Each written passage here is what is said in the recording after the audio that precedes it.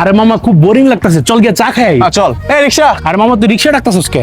কেন তুই জানোস না আমাদের চা খেতে গেলে হয় ঘাট পাড় ডালে নালে কেটে যাইতো, আমাদের বাসার আশেপাশে কোনো টঙের দোকান নেই। কি কস বেটা, আমগো মোহাম্মদপুরে তো বাসার নিচে অলিতে গলিতে বেটা টঙ্গের দোকান পাওয়া যায়। কিন্তু ভাই সাইড লেটা বসুন্ধরা। চল। হ্যাঁ বেটা। এ মামা থামা থামা থামা। কি হয়েছে কি হয়েছে? আরে মামা সামনে পুলিশ বেটা, আমগো মাথায় হেলমেট নেবে, আমগো ধরে লয়ে যাবো। এটা আমাদের বসুন্ধরা সিকিউরিটি গার্ড। তুই বেশি কথা বলছিস, চুপ করে বসে থাকতো।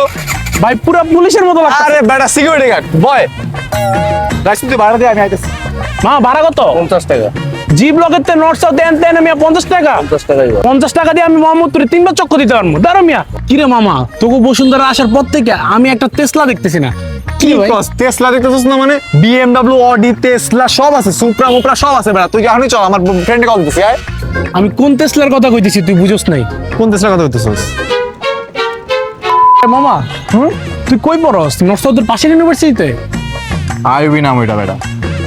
ও না, রিক্সা মামা কইতেছিল যে ওইটারা নাকি সবাই নর্থ সাউথের পাশের ইউনিভার্সিটি নামে চিনে।